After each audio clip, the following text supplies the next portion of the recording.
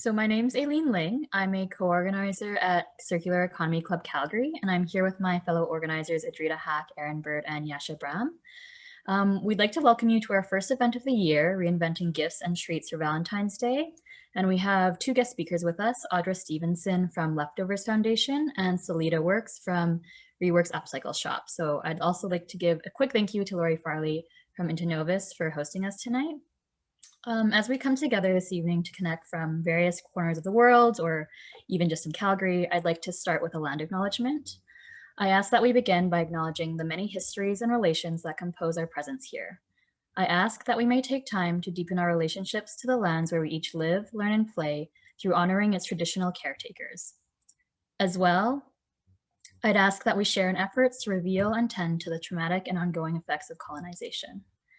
In the spirit of truth, honor, and respect, I ask that we begin by acknowledging that the Circular Economy Calgary chapter began as an initiative on the traditional territories of the peoples of Treaty 7 in southern Alberta. This includes the Blackfoot First Nation tribes of Siksika, the Piikani, the Kainai, the Stoney Nakoda First Nations tribes of Chiniki, Bearspaw, Wesley, and the Tsuut'ina First Nation. The city of Calgary is also the homeland of the historic Northwest Métis and to the Métis Nation of Alberta Region 3. Thank you. So before I hand it over to Adrita for the Q&A with our guest speakers, we have a quick poll to just get an idea of everyone that's in the room. So the question is, what's your affiliation? We have entrepreneur, tech sector, energy sector. If you're just an individual joining us today or a student, perhaps you're a researcher or you're from a nonprofit organization. If none of those fit for you, you can also submit other. Oh, okay, so entrepreneur, individual, and other. Okay, thank you, Eileen, and thank you everybody else for joining today, and especially thank you to Solita and Audra. So yeah, I guess before we get started, I'd love to just know a bit more with Solita and Audra and just find out a little bit more about yourself and your journey and what inspired you to take on this initiative and how it developed into a business model and maybe some of the challenges that you faced while going through this. So Audra, how about we start with you first? Sure, yeah. Okay, so I think if I went into my full backstory, it would take a lot longer than 10 minutes. So I'll give kind of a Cole's notes and then talk about the exciting stuff, which is leftovers. So my background actually originally from theater. I was a props maker and a theater producer, and then went into business and entrepreneurship and consulting for small business and technology companies. And then I finally transitioned just over a year and a bit ago into working for the Leftovers Foundation. And so Leftovers is kind of at the intersection of food rescue and food access. So what that actually means is we have an amazing crew of volunteers where we pick up excess good food that couldn't be sold, like bread at the end of the day, or things that are nearing their expiry date, their best before date. And we take that food and we deliver it to service agencies that use it to feed their clients. So a good example would be we pick up bread from Prairie Mills and we deliver it to somewhere like the Mustard Seed, where they're serving that food almost immediately to clients experiencing homelessness. And so Anew is a new program that we've established under Leftovers Foundation just over the last year. And it's basically just another avenue for us to be able to redirect food. So basically what we're doing essentially is we're at this connection point between food donors and people who need food. And so when we get a donation that's very large or maybe is an ingredient that is difficult for service agencies to use, we then partner with a local food artisan, so maybe an ice cream maker or a bakery, and we give them that food donation and they create something new and fun and exciting, and then sell that as part of our Anew program. And so there's kind of an education component in we provide kind of pamphlets around like what is upcycling, what is upcycled food. Yes, it's delicious, you don't need to worry, all of those pieces. And then the food partner, the food artisan, we'll return a portion of those proceeds back into leftovers. An example would be, we had a lot of rhubarb donated last summer, early in the summer. And so we took that rhubarb, we gave a bunch of it to Sweet Relief Bakery, and they made rhubarb cake that I got to taste, and it was very delicious. Yeah, and so those are just kind of these little one-off projects that we do as part of the Anew upcycling program. And it's a very new endeavor for us. And I keep saying Anew and new together in the same sentence, and it sounds so funny to my ears, but yeah, it's a new program for us. We're really excited to kind of test it out.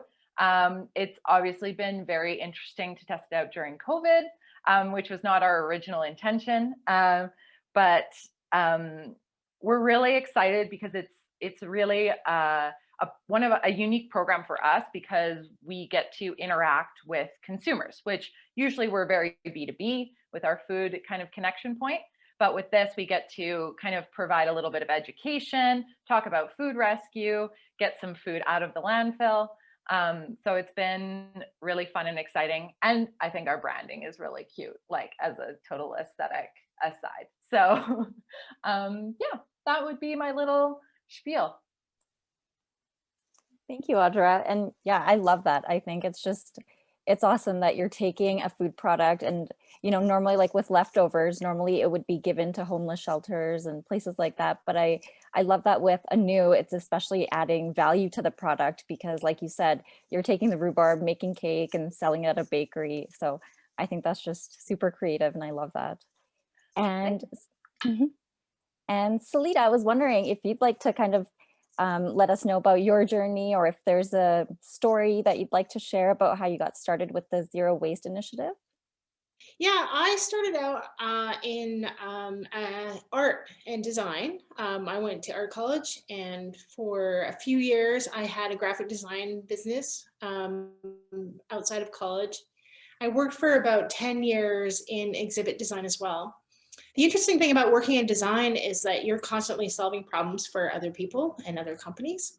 And so you have to do quite a bit of research to know all of their product inside and out in order to create good marketing material to help them promote it. And this is also works for exhibits. I did a lot of trade show exhibits as well as museum stuff, but you kind of, in order to design for it, you have to know what you're designing for.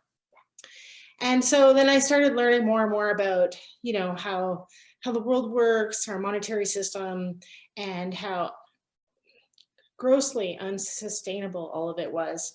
And so I started thinking, oh, what could I do as a small part, a creative little person here, you know, to make a difference. And so I thought, oh, how about I make like a consumer-based store where everything is made out of something recycled or upcycled.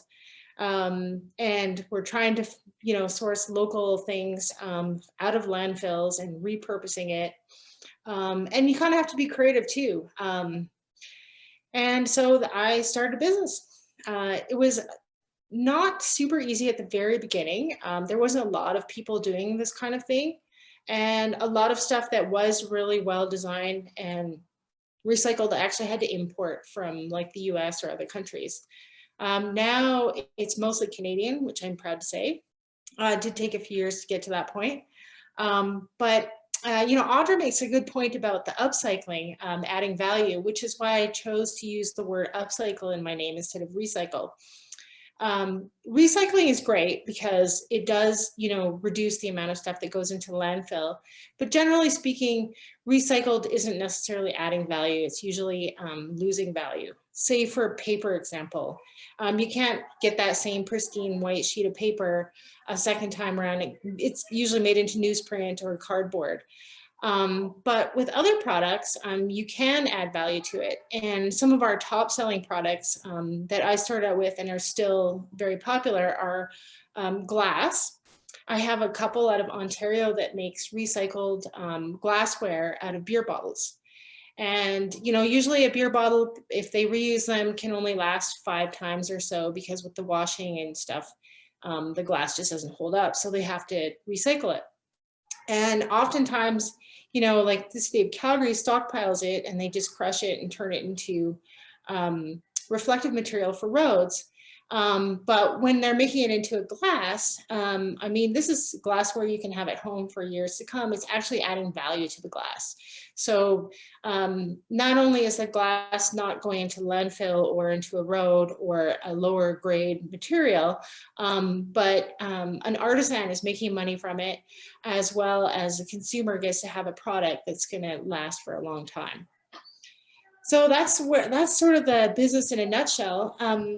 Interestingly enough, talking about the food part, I just started carrying a local company, which I'm sure everyone is starting to hear about now, called Co-Rise, and they make cookies and all sorts of crackers and goodies, and their brownie mix is really good, by the way, out of upcycled food. So they take the spent grains from microbreweries and they dry it and mill it into flour, and then they make a product using those grains.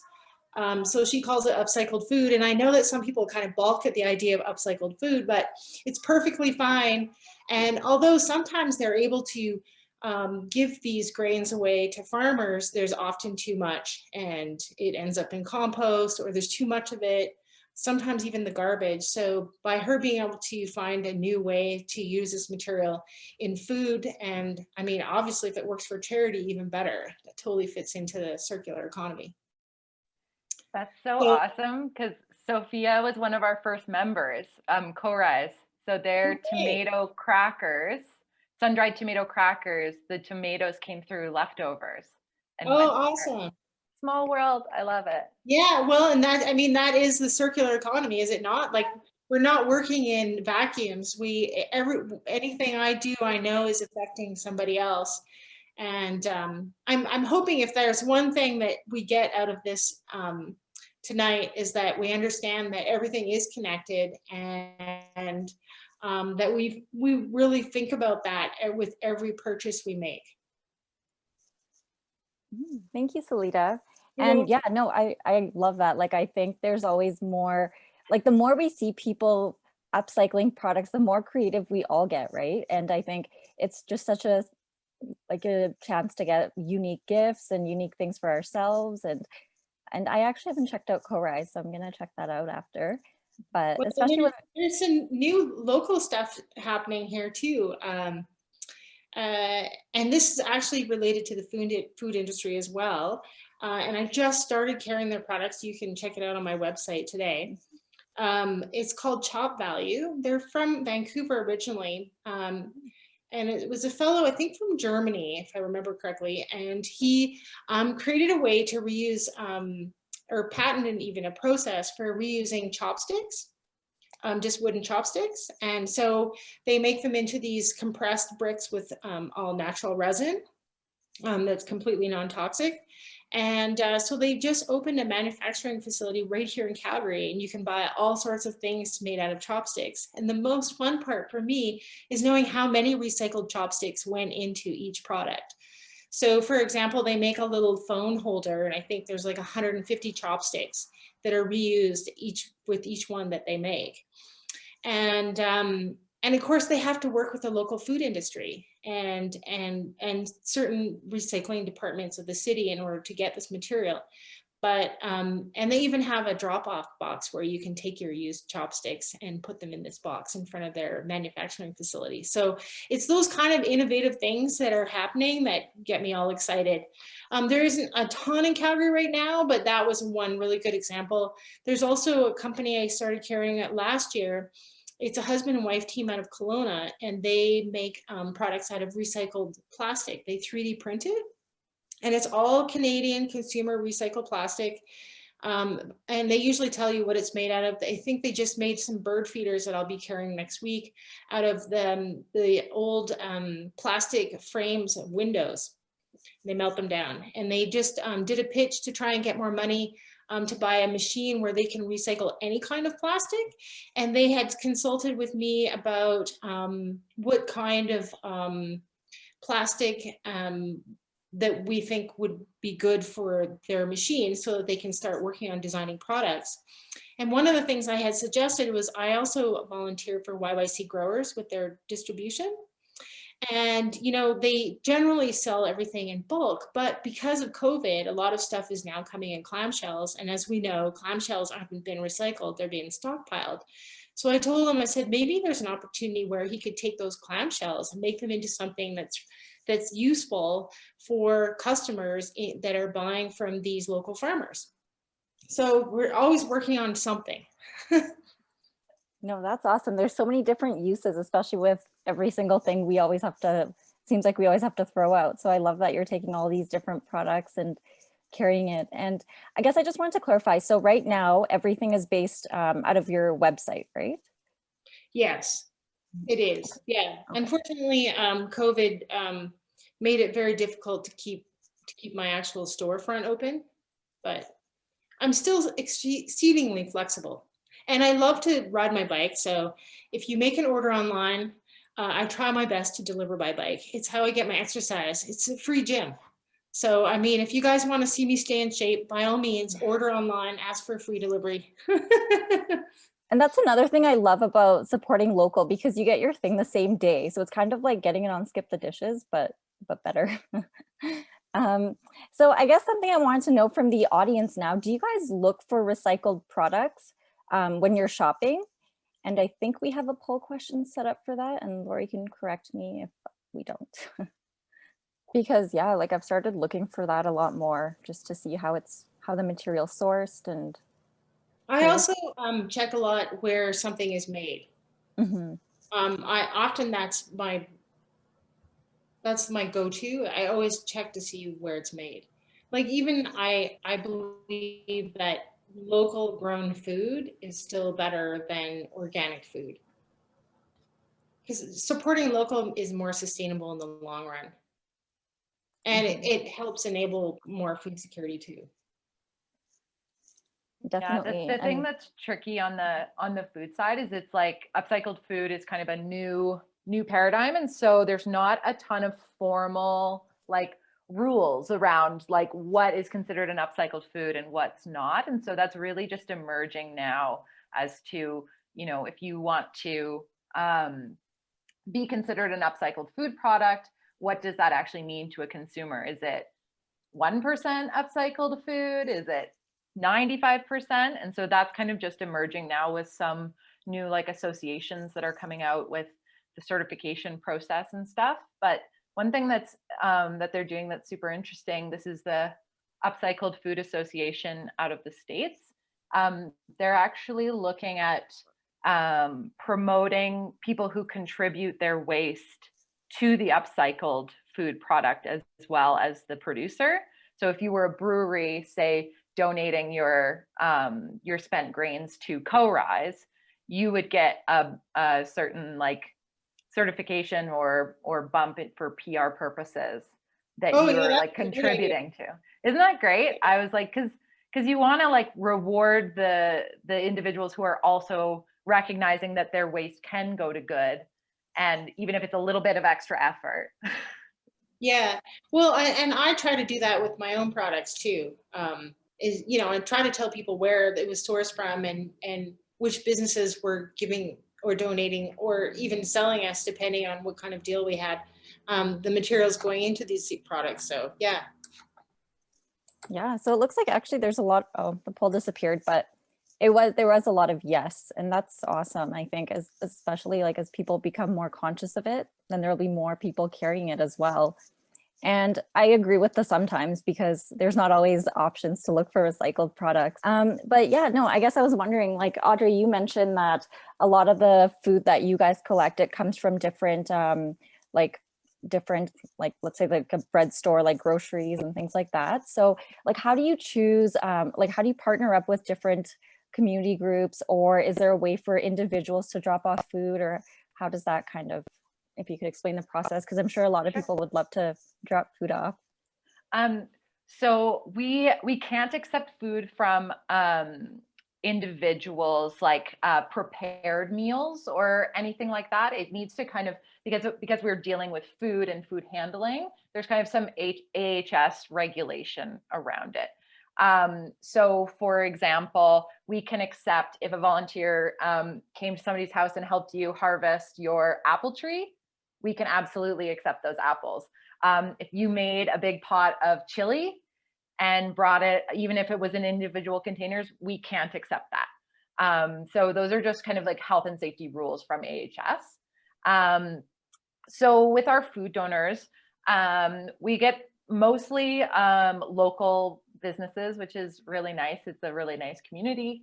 And a lot of the time they're approaching us for, we want to, you know, heard of you guys, or we saw you guys, and we want to be able to have our excess food go to a good cause.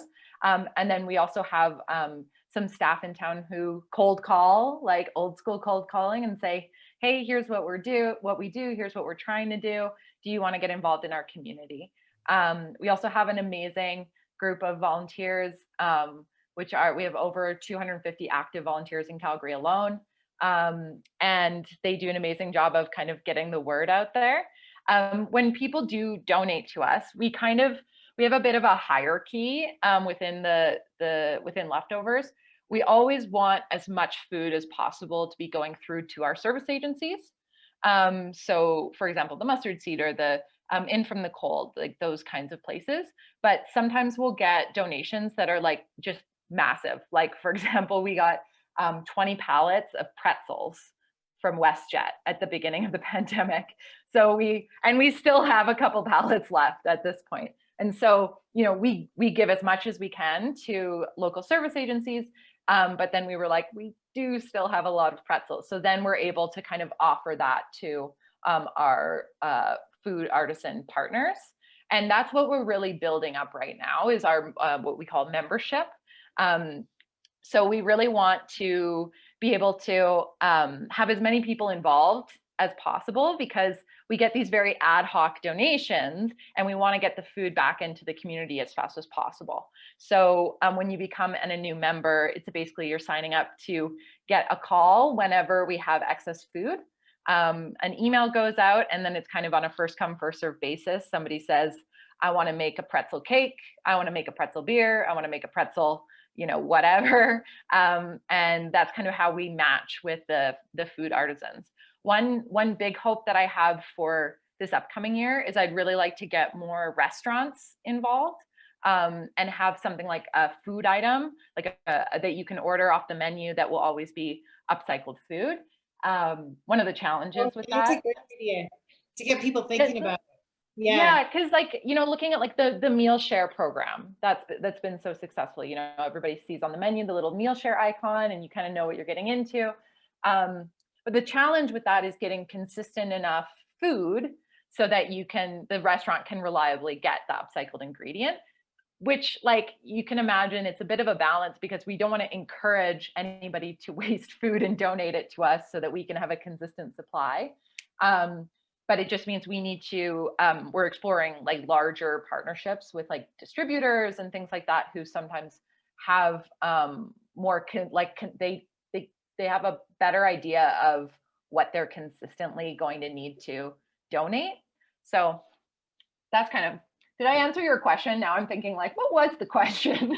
No, yeah, no, that's exactly correct. I guess I was just wondering like what kind of groups do you guys get your food from? And actually you mentioned WestJet. I think that's, yeah, like I was just thinking like, especially during the pandemic, a lot of restaurants had to close. So there must have been a lot of food that came your guys' way, and normally it would have had to be, you know, thrown out.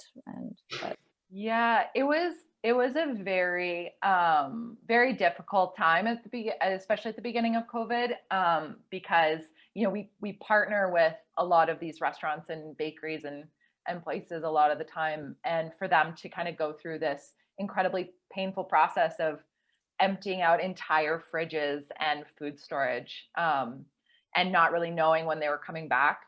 So, you know, we're very happy to be able to be a little bit of light in that the food's not going to waste, it's going to go to those in need, that sort of thing. But we basically quadrupled our operations overnight at that point. And same on the service agency side, the demand on those services, especially food related services, has just gone exponentially up. So it's definitely been a year of growth and learning across the board. Yeah, and I don't actually remember if you mentioned this in the beginning, but so leftovers, is there many other leftovers throughout Alberta and in other places as well? So our headquarters is in Calgary, and then we're also located in Edmonton, Hinton, and Winnipeg. And we're looking to expand into Saskatchewan this upcoming year. Thank you. And yeah, so Solita, I guess I'm wondering, like, when you partner with other local artisans, are there certain types of products you look for? Does it have to be, I guess, locally made, but what else do you look for when you partner with other local artisans? Well, it kind of a hierarchy. So first of all, I mean, I try to stay true to my brand, so I try to always find something that incorporates recycled materials. I mean, of course, if it's 100% recycled, that's even better. But I'll also consider items that are, you know, reusing materials in a creative way, even if it's not 100% recycled. Is it sustainable too? Like, I mean, it doesn't make any sense to recycle something if the process of making it is creating more waste. So I also look at that as well, and what can happen to the product when it's done its life cycle. Is there something that can be done with that? So, you know, if it fits all those criteria, then it's super high. Plus, the other thing is it has to be well designed. I mean, it has to look nice. I mean, you want people to enjoy the product, and if the design is terrible, then that takes away from it all. We don't want to own anything ugly. So, you know, if you can get all those criteria together, then I mean, I'm all over it. I try and talk them into letting me carry their product. But I also look at local made stuff. And especially if it's not recycled, but it meets one of the other requirements would be, is it produced in a sustainable manner using local materials? Are they contributing, you know, directly to the local economy when they're manufacturing that item here? Is it zero waste? So, I mean, if it's not creating any waste or encourages us to reduce our waste, then that's also a product that I would look at carrying. So, yeah, those are the main ones. I get called like calls every week with people that have materials that they want to give to me to recycle. I'm just a small operation. I'm not like leftovers. You know, giftware is not in the same demand as food. We kind of need food to survive. So I can't take everything. I tried my best to match them up with other makers if it's a product they can use. But there are also other avenues. So, you know, you could take it to a secondhand store. There are places like Women in Need that take furniture. If, you know, sometimes if we find a piece at, you know, a cheap enough price with the right materials, we might, you know, spend the time and refurbish a smaller one. But generally, I can't take furniture. Bicycle tire inner tubes are something I have managed to use a lot of. Fabric as well. But even that, sometimes I get too much of it. But there's quilting groups that will take it. So I try to match them up when people suggest materials. And then, you know, of course, now you know where you can bring your chopsticks, and hopefully very soon recycled plastic. And with the bicycle tires, what do you make out of those? We make all sorts of things, and there's even like some companies in the US that do it on an even larger scale. They make everything from backpacks to wallets, belts. It's super durable. It's more durable than leather. It's waterproof. I have a purse that I've had for 10 years, and you know, whenever the weather is crappy, that's the one I take, because it doesn't matter if it gets rained on, it's not going to deteriorate. Easy to clean. I also make jewelry out of it, pouches, yeah, all sorts of stuff you can do with it. I'm experimenting right now. I've just learned how to do some weaving. So I'm trying to see if there's a way we could make some sort of woven rubber fabric that we could use for bags, reusable bags. So yeah, we're always experimenting with something. Yeah, I love that. So many different uses.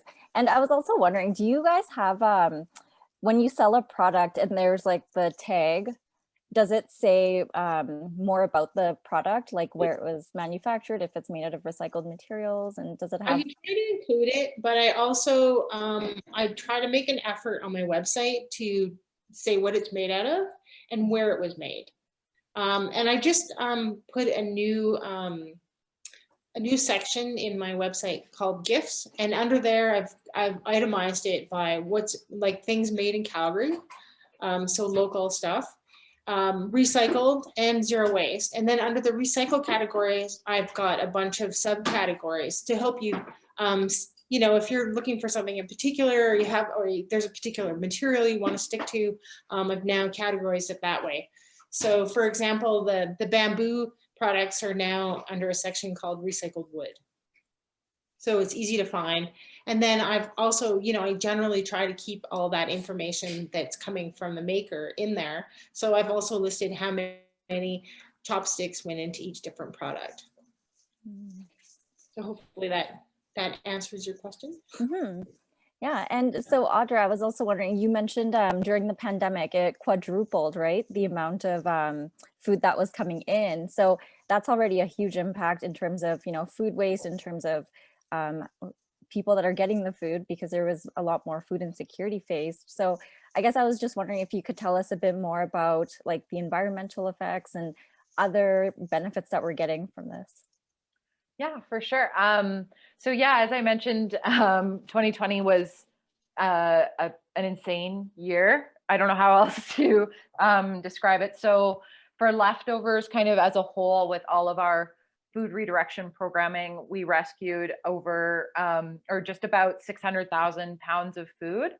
And that works out to like around 300,000 CO2 equivalent pounds being rescued from the landfill. So the environmental component is when food is thrown out and ends up in the landfill, it emits harmful gases. And so every pound that we rescue reduces that by a certain amount. So for Anew Upcycling, which is our newest program, it was a little bit smaller. So that's been about 560 pounds so far have gone through to the Anew program. And that's been everything from rhubarb cake to beer to what else came out of it?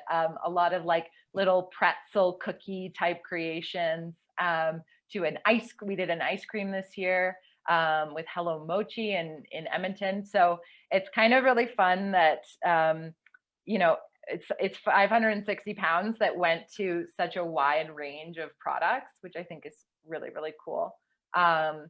And so for reference, leftovers started in 2012, and between 2012 and March of 2020, we rescued the same amount of food as we did in the final 3 quarters of 2020.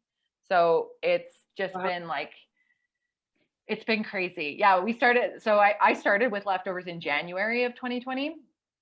And obviously I was not originally the interim CEO. So things have developed very quickly. But we started with 3 staff at the beginning of 2020, and now we're at 26. So it's just been like a crazy year. And it's very nice to be able to do a little bit of good during COVID, and kind of at least help people get food on their plates when they need it. But yeah, we kind of balance. We have a dual mission of environmental impact and social impact, and so it's kind of nice that every pound we rescue, it's not just that we're having an environmental impact, but that food is going directly to somebody who really needs it and wouldn't access it otherwise. Yeah, and I love that your app is so usable. Like you can just, I don't know if everybody here is familiar with the app, but if you just download leftovers and then you can just sign up for any route and it'll show you when the routes are and where you go to pick it up and where you can drop it off. So it's, especially now with the pandemic, none of us really have that much to do. And I think it's just such a good way to be able to just do something in the evening. And I know for me now, like especially just going for a drive is exciting. Yeah, and the app was actually developed by a group of high school girls who were part of a challenge to encourage more young girls to get into coding. And so that these 4 girls, along with their mentor, developed the first iteration of it.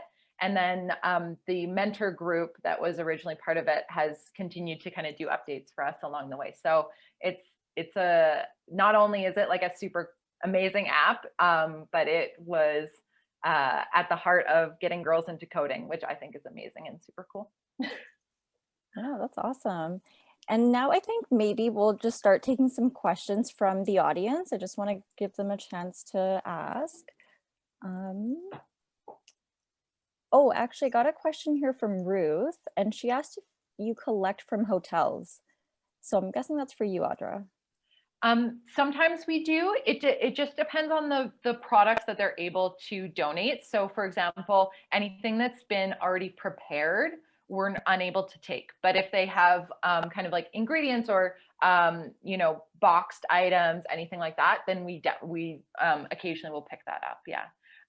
We just added this year, Jasper Park Lodge was one of the big ones. And I don't know if I see another question. I don't see any questions. I wonder, we do have another poll that maybe we could bring up. What prevents, or what most prevents you from being circular in your life? I would say it would be availability. That's what I voted. Yeah, I mean, sometimes you can, I mean, the price, I mean, you can work around and stuff like that, but if it's not even available, I find that frustrating. And I think the whole concept of, you know, like a circular economy is still pretty new. So, you know, and I think Erin mentioned this in the comments earlier, but she was saying, you know, it's about taking waste out of the, like taking away that word and actually thinking of it more as like reinventing, and how do we upcycle and create something else out of it. Well, it's really like, it comes down to the, well, for me, it's all about the design of the product. Like if the product can't be designed, if it's designed to wear out and just become wasteful, as opposed to being repurposed, recycled, then it probably shouldn't be made at all. But we currently just have garbage disposal and everyone takes it for granted. But if we took that away, we'd be a lot more creative, I think, in the things that we purchase and how we use them. And definitely what we design and demand, if we had to deal with all our own.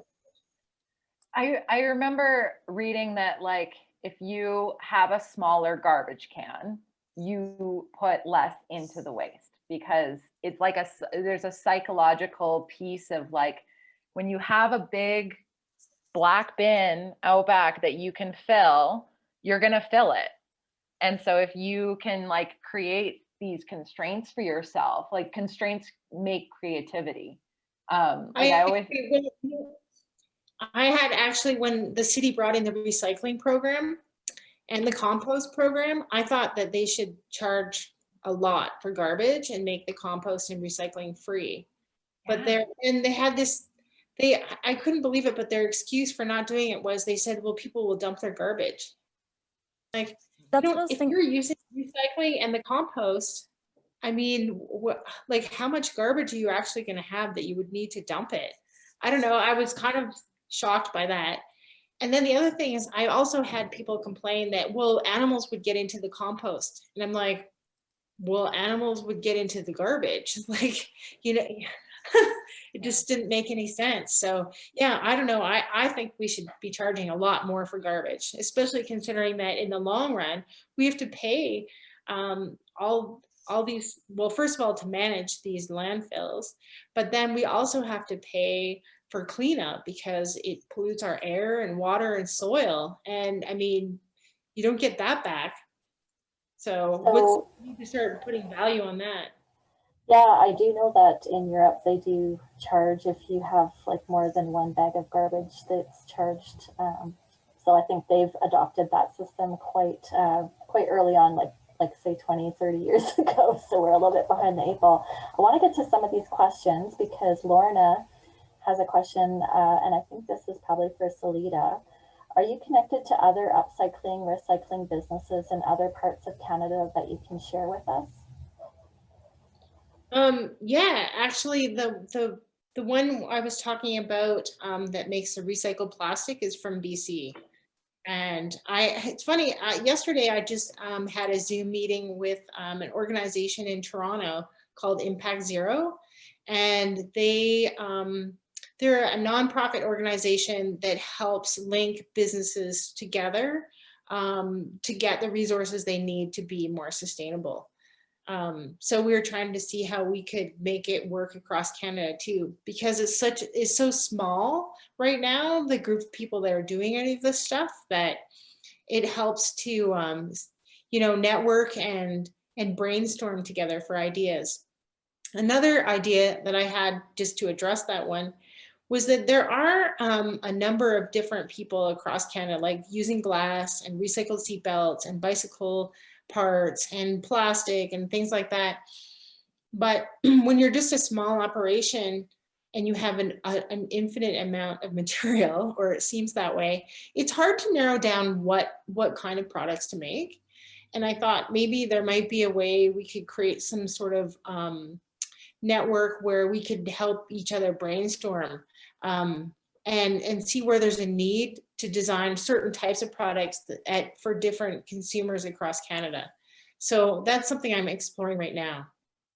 But most of my products are Canadian made, even though I have lots of local stuff. And if there is any question about where it's made, remind me, because maybe I missed that. But usually I try to put that in the listings on my website. I love that idea of having a brainstorm network. I bet a lot of students would get really excited about that too. It would be a great way to engage schools.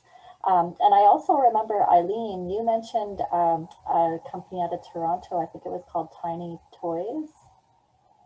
Yeah, actually can't remember. I think it's something around Tiny Toys, but they collect kind of, you know how you have like a lot of like off pieces from like a kit and you don't really know what to do with them, so you throw them out. So they collect all these like little pieces that you can mail them, and they'll make custom sets out of these kind of like random hodgepodge pieces, and then resell them. So it's kind of that's fun. I want those. Yeah, especially like about networking is you discover things that because it's done such a small scale. Networking helps you discover those new innovative ideas, and that's a really great one, because a lot of times people just throw that stuff out. So, and I mean that takes a lot of work too to organize that.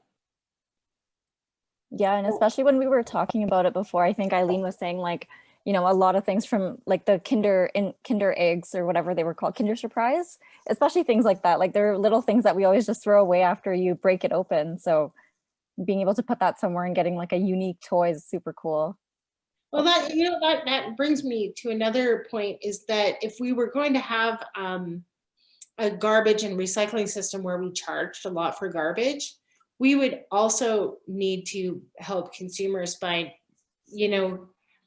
making those choices easier. So, like the food industry is really terrible for packaging and unsustainable packaging. And so if there was, a way to encourage supermarkets to sell more bulk stuff, or even the type of packaging that they're using is maybe it's compostable or things like that, some regulations would have to be worked around on some of these things. Just because, there is so much waste that comes from it, and it would be not completely fair to charge people a lot for garbage if you actually don't give them the opportunity to recycle it. So if there's no means to do it, then that's not fair. So, I mean, the whole system has to be looked at like a circular economy. Yeah, someone was telling me that a friend of mine who works in zero waste, and he was saying that there's only really about 10% of choices in a day that you make as like a human being going, I will now make this decision. Everything else is systemic and environmental. So if you can't create the change in like creating that change in the 10% of like getting the majority of people to make a clear decision is the hardest one to change. We should be focusing on like changing the environment and the societal pressures and those types of things to change people's behavior. The systematic stuff. Yes, yeah. I agree. Yeah, but that's the hardest part because no one wants to talk about that part. Yeah, Well, it's the hard I always- one. Yeah, it is. Well, and the other thing I always notice too is like from an environmental standpoint and climate change, you know, everyone talks a lot about renewables and how electric cars are going to save us. But, you know, even if we converted everything to renewables, it doesn't curb consumption. And consumption is actually the biggest problem that we have. And ironically enough, no one, even on the progressive side, wants to talk about consumption.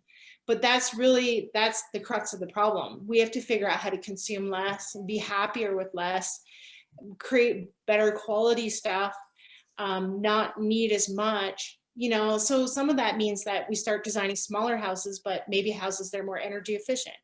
That we start designing better streets where you don't need a car, where you can get around other ways. And we take into account that, you know, not everyone is as mobile. So how can we get them around without having to drive a car? And because otherwise you're not going to encourage people to make those choices. We need to think about even just food. Like, why isn't every green space in Calgary like a food forest? Like, what a huge, massive missed opportunity. Why are we wasting money mowing lawns and watering them when it could be food that you could just wander off in the street and like be picking along the way? So we need innovative ideas like that that help us curb consumption, because everything going processed, packaged, and into a grocery store is not going to help us in the long run. 100%. It feels like big and scary sometimes, like especially in the food space, because it's really difficult to talk about food and not talk about poverty and not talk about racism and not talk about inequality, wealth inequality, wage gap. All of these things are all like it's intersectional. And so, and you're right, like consumption is such a huge component of that. And even like, I was just reading about like loneliness is becoming such a huge hot button issue, especially during COVID, but also how our society is designed promotes loneliness. And so, you know, we end up in this culture that promotes consumerism, promotes loneliness, promotes, you know, needing your, like everybody wanting to own their own things. And, you know, how do you move the dial just a little bit? And that you present that's a very good point. And my opinion is that we need to stop focusing on what we would lose, because it's not really a loss if we're fixing these problems. And we need to focus on, well, why would we not choose to grow food forests in all the parks? Why would we choose to let people live on the street when we know that it costs us more money and creates crime and all these people are unhappy? Why would we not choose the alternative? Like, why would we choose cars when we could have cleaner air and people would be in better physical shape because they're walking around all the time? Like, to me, it's silly what people want to maintain. I thought about this a lot, and I actually think one of the biggest things that we could do, I think it would be a big game changer, would be to put forward a universal basic income. If everyone's needs were covered, then we wouldn't have this consumption rate. So I don't know, of all the public policies out there, I would encourage everyone who's here tonight to really push for a universal basic income. I think that would help solve a lot of the other problems. Yeah, Solita, so, you are my soul sister. I swear to God. I mean, I know I'm working in a very niche market, but I clearly see how I'm tied into this whole system and how much that system even undermines my own business. Yeah. And, you know, for example, like one of the biggest problems I had with my retail store when COVID hit was actually crime. So the homeless and drug population increased exponentially downtown, and I work in a quieter street by myself, and I'm just like an easy target. And every day it was super stressful. I was either having to call, you know, the dope team or the ambulance, or try and talk somebody out of not smashing my store to bits, or call the police.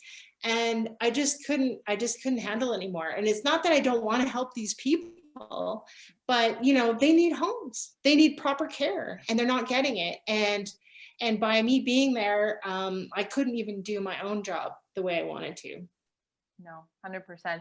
Like, I mean, it's not a coincidence that COVID hits and jobs are impacted and food insecurity, you know, skyrockets.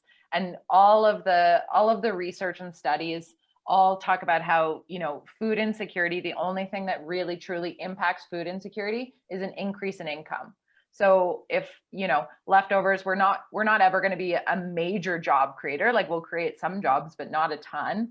And so if we can't create jobs, then the least we can do is advocate for a universal basic income. I agree. And especially during COVID, like, you know, it only makes sense. Especially even the spread of the disease, more people would be happy to stay at home and isolate if they knew they had enough to cover their basic needs. But there's a lot of people still going to work and they're taking risks. I mean, we can't expect people to follow the rules if they don't even have enough to eat and, you know, a warm place to sleep at night. So, I mean, it's absurd that we don't have a universal basic income. That's my opinion anyways. I'm going to keep pushing it. Yeah, thanks guys for the great discussion. This has really been a very meandering conversation, but again, just points to the interconnectedness of all these issues. So, and because we only have a few minutes left, I thought I would do a few closing remarks. We did have a poll question in there on what is the one thing that you think would make a difference in making business or supporting Calgary businesses and becoming more circular. So if you have additional thoughts, I know our speakers had very strong thoughts, so that's awesome. I would also just wanted to let people know that Circular Economy Club of Calgary, we're a pretty recent venture. Like, we started a couple of years ago, but we hadn't really done a lot of events, but we've really ramped up our presence on social media, and we're trying to do more to grow the community and grow the conversation. So it's events like this where we really get to hear from people in our own backyard that we maybe didn't even know were doing things on circular economy and really supporting that mandate. So we want to have more events like this. So we encourage you that if you belong to an initiative or to a company or anything that relates to circular economy, want to share your perspective, we encourage you to reach out to us because we're always looking for amazing guest speakers, just like our two today. So appreciate them taking time out of their busy schedules to be here.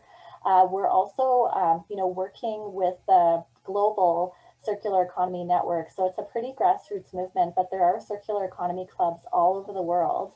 And what's cool is that the World Circular Economy Forum is being hosted by the Government of Canada out of Toronto. And I think they're in partnership with the Netherlands government as well. So in the fall, I believe it's in October, there's going to be a World Circular Economy Forum. And so we're hoping to take part in that in some way. We're just working out how best to do that. So if there are some burning topics that you want to bring forward, or maybe we can do some, echoing events here in Calgary leading up to it, please let us know what you're interested in.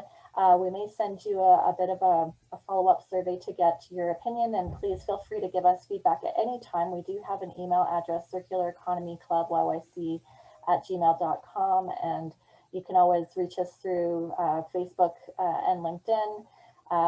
And we are going to be applying for a Calgary Dollars Take Action grant shortly. So please, if you see our post about that and our video, support it, share it, tell people about Calgary Dollars, because I've got one of those.